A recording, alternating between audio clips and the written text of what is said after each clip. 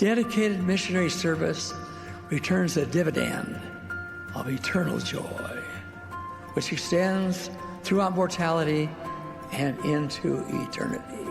I want it absolutely clear that I declared to the world, in the most straightforward language I could summon, that the Book of Mormon is true. True disciples of Jesus Christ are willing to stand out, speak up, and be different. If you're not a full-time missionary with a missionary badge pinned on your coat, now is the time to paint one on your heart. God has something unimaginable in mind for you personally and the church collectively. A marvelous work and a wonder. In this church, what we know will always trump what we do not know. Missionary work is an identifying feature of the Church of Jesus Christ of Latter-day Saints. Always has it been, ever shall it be.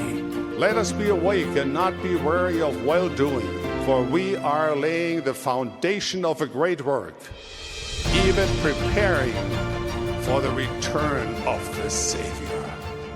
Hey guys, how's everybody doing? Welcome back to yet another episode of the Mission Prep Podcast. This is episode 10, double digits, baby. I'm hoping you guys are all out there enjoying some of this beautiful spring weather. I really love all the seasons, but boy, do I enjoy getting out in warm weather. Me and my wife went down to the zoo this week, and the temperature was just perfect. I feel like usually when I go, it's always just way too hot, and it makes it so much worse to be walking on that black concrete that they got. I'm willing to brave it, though, to see that polar bear. I don't know. I've been kind of weird lately. I really love summertime, but I'm honestly not too stoked for when it's going to start getting like really hot. Like I'm talking 90 plus. Usually I don't really mind hot temperatures, but for some reason lately, I've kind of been gravitating to the cold more. Don't get me wrong. I really love being able to wear shorts and a t-shirt, but there's honestly something about being able to dress up all warm in sub-zero temps and feel nice and cozy. Also, it just wakes me right up to walk outside on a frosty morning. It's like a nice jump start. There's something about the cold that just makes me feel alive. It's kind of like the same effect that cold showers have, you know? And if you don't believe me, then go look up the mental benefits of taking cold showers. Seriously, I think taking a nice cold shower is a great way to shock yourself into waking up if your body is just trying to pull you back into bed. All of you probably think I'm completely crazy, though. I'm probably part of the 1% of Utah that was actually really stoked about winter being so brutal this year. I just love Utah to death. I love pretty much everything about it, but I probably belong in like Alaska or something. Yeah, that would be nice. Anyway, those are just some of the random thoughts that I'm having today that none of you probably care about. So I'll move on so that like the 2 or 3 of you that are still listening can actually get something out of this today. Sheesh, I gotta get myself together. Anyway, but for real, I am so glad you guys are listening to this one because I promise that you will walk away feeling inspired. I'm feeling inspired just thinking about what I'm going to be talking about today. What I have to share will be a game changer for not only how you go about being a missionary, but really how you go about everyday normal life. Okay, just to start off what I want to talk about today, I want you guys to think about how the time that we live in right now is unprecedented in so many ways, but particularly when it comes to how immediately we get results from just about everything we do. I mean, we might as well just have a button that we can press that gives us everything we want when we want it. I mean, that's the world's message, right? That you shouldn't have to wait to get what you want. I mean, are you hungry? You can just go throw some food in the microwave or order something on DoorDash. Are you bored? Why not just pull out your phone or watch a movie or scroll social media? You have a question? Just ask Google. You want to talk to somebody? No need to take another step. Just send them a text message. You want to lose weight? Just take this pill or you can go get this surgery. Are you cold? Just turn the heat up. I mean, the list is endless. We live in a world that is so fast-paced and that gives us immediate results with a push of a button. And of course, in many instances, this is a really good thing, but too often, this teaches us that all things work this way, and that just isn't the case. Because we expect immediate results, that seems to just be our focus on everything, just getting results. I mean, how many times have you guys told yourself that you'll be happy when, I don't know, when you gain 10 pounds of muscle, or when you can bench 2 plates, or you'll be happy when you get a kiss from that girl, or when you get married, or you'll be happy when you get this new car that you've been wanting, or you'll be happy when you break that bad habit. All of these things are just result after result after result. We just want to skip through all the boring stuff and all the hard work and patience and just get to the result. Sure, there's nothing wrong with having end goals in mind. In fact, that's exactly what I want to talk about today and why that's important. But even more so, I want to help you guys focus more on the process of achieving goals instead of the outcome, and how doing that will give you deeper satisfaction than actually meeting the goal itself. Before I do that though, I want to give you a little outline that can give you some helpful structure to your goals. It's something that my mission president taught me, and I still use it and refer to it heavily to help me with some of my own goals.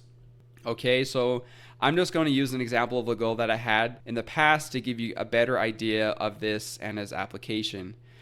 If you are familiar at all with goal setting, then you know that in order to achieve a goal, or at least to make a goal more tangible, you need to break it down into smaller and smaller bits.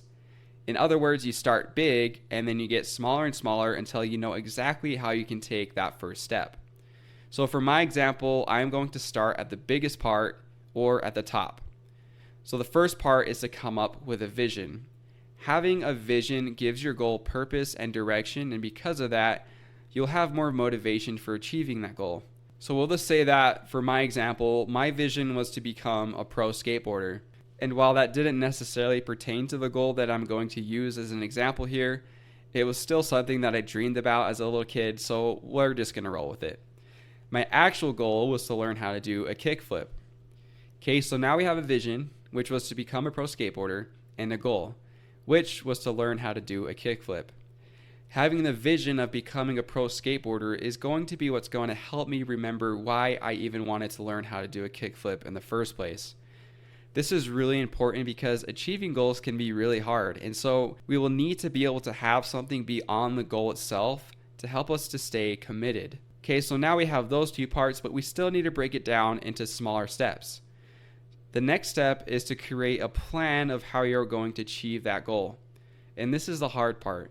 So with my example, I would have to figure out how to break an actual kickflip down into smaller steps and create some sort of action plan for when and how I'm going to practice those movements. For the sake of keeping this simple though, let's just say that I create a general plan to practice kickflips 3 times a week for 30 minutes each. And I'm going to do that on Tuesday, Thursday, and Saturday at 7 o'clock. Now, there's still one more step that needs to be taken. I am a pretty disciplined person, but even I am going to need some outside help with my goals. And this is where accountability comes in, which is the last step. This means that you fill someone else in on your goal and your plans and hold yourself accountable to them about whether or not you followed through with your plans. And you have to pick someone that you know will bug the crap out of you just to make sure that you stick to your commitments. If they are a really great accountability partner, then you will hate them and you'll love them at the same time. This works really well too if it's two-way and they also have goals that they are holding themselves accountable to you for as well. Okay, does all this make sense? I mean, if any of you have a question on how to do this, or you have like a specific goal that you want help with, then you can just message me on Instagram or email me and I can work with you on it. Deal? Okay, let's move on. So now that we know how to set goals, what do we do next? Well, remember how earlier I was talking about how we are all just way too focused on results? Well, this very thing applies to goals as well, because essentially, a goal is just the result of something that we are doing, right? It's simply the sum total of work that we've put in that is focused toward an end result. Okay, so as I was going through an example of how to make a goal and break it down into smaller steps, I hope that you were thinking of something that you want to work on and breaking it down in your head into manageable bites just like how I did.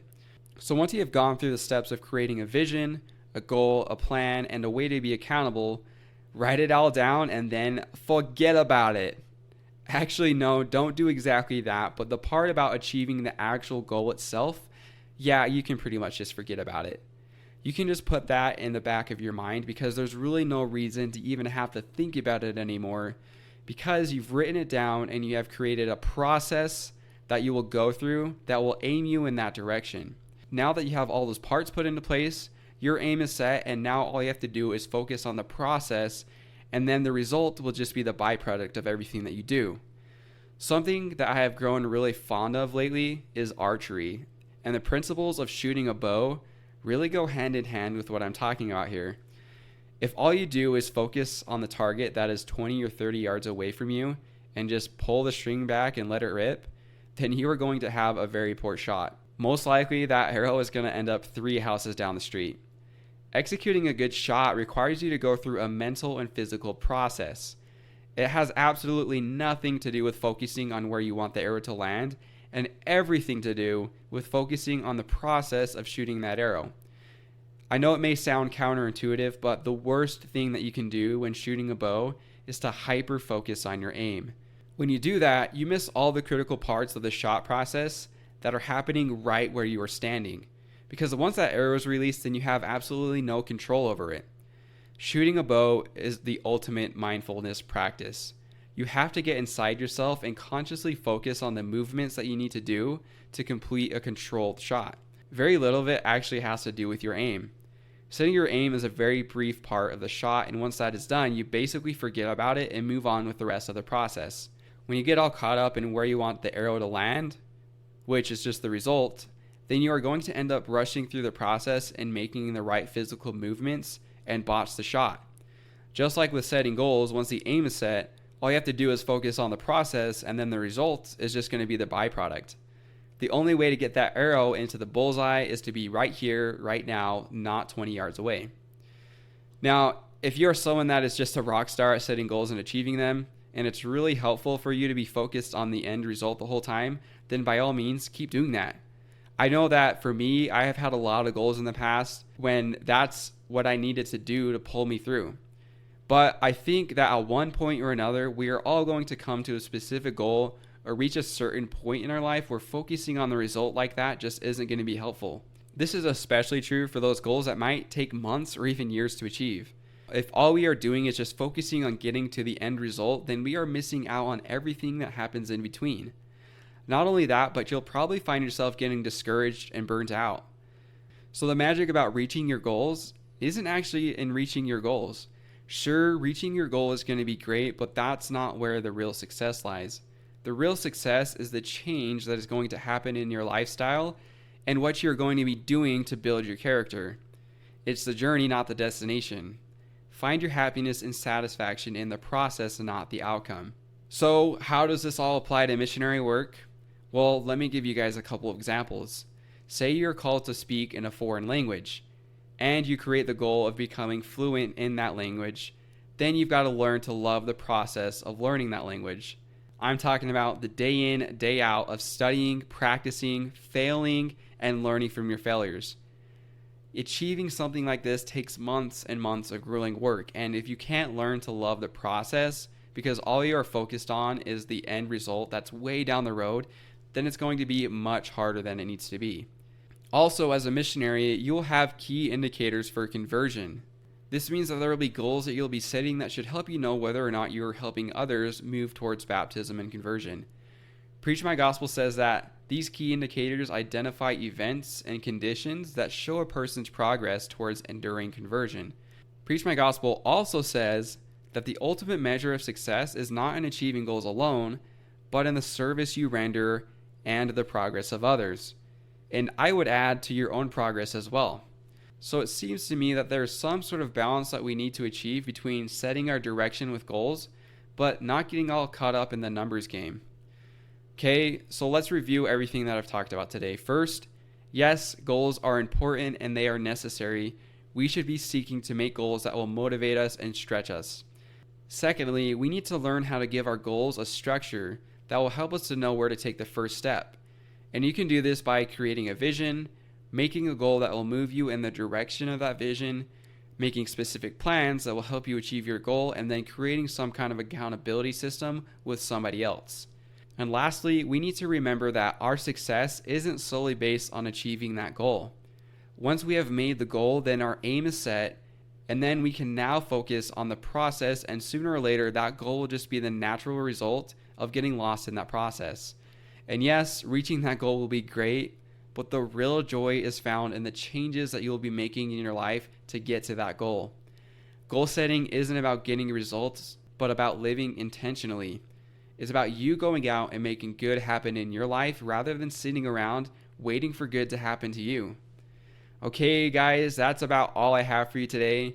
Again, if you need any help with setting your own goals, or if you have questions about anything that I talked about today, you can email me or message me on Instagram. Thank you for listening to this one. I hope that you were able to get something out of it.